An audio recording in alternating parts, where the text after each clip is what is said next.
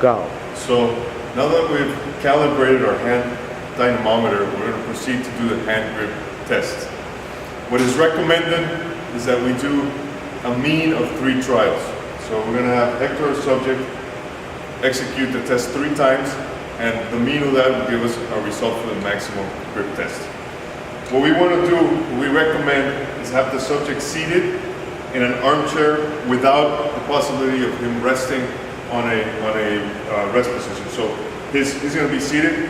I want to ask him to put both feet flat on the floor in a neutral position, and we're going to have him do the test at a 90 degree angle. So I'm going to have Dr. Holler and hopefully check that it's in the area of 90 degrees. So that's pretty much where we want it. We're going to hand him the dynamometer, make sure it's at 0. And what we want to do is, in terms of his wrist, have his forearm on a neutral position and his wrist extended from 0 to 30 degrees. I'm going to hand him the dynamometer. Make sure that, as a researcher, don't hold his arm. So when he's ready, and I'm going to ask him, one thing that's important here is to make sure that the amount of time that he's going to hold it is not more than 3 seconds. All right, so give it a first shot. Stop. May I ask a question from camera? Yes. And that is, as far as adjusting the span on the hand grip dynamometer to fit different people's hands. Can we do that? Yes, that can be done. And for me, each dynamometer will have this spinning mechanical wheel to bring it back down and up. What we want to look is, when it fits, we want it to pull mostly through his fingers. So actually,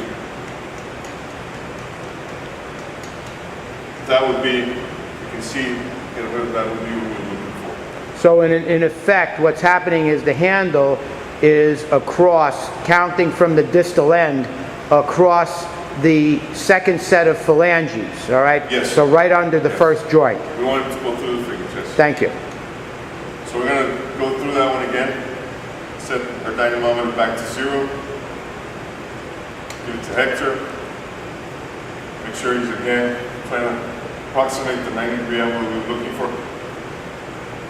And setting it back to 0. And go. Stop. See Hector's result dynameters in kilograms. So result is each of these lines will be 1 kilogram.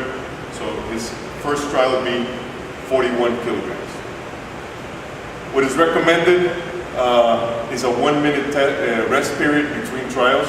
So when you do it, it's good to have a stopwatch and keep the rest at a minimum of 1 minute. We're going to go right ahead to Hector's second trial. So we're going to write down the first result at 41 kilograms.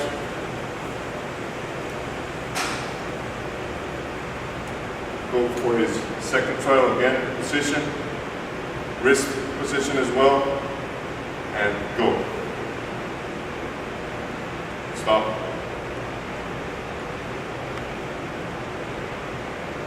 Second trial is just under 42, so 41.9. Just see you can see the arrow pointing at just a tiny bit before the 42 kilogram spot. So let's say 41. Let's say 41.75 kilograms. Again, go through the rest period of 1 minute, and then proceed to the final trial.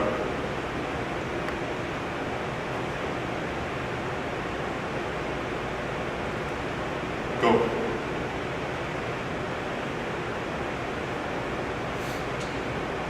Okay. It's good. We didn't give this instructional video. We didn't give Hector the full 1 minute rest, and you can see that it clearly affected the result. We're going to go. Final result was 39.75. It was below, so certainly some fatigue factor hit him with that. So 39.75. kilograms. And the mean of those 3 trials would be your final result.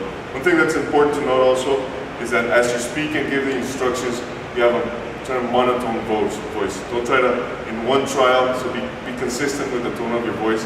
Don't try to push him on the one trial and then forget about that on the second trial. Keep your instructions at a monotone voice.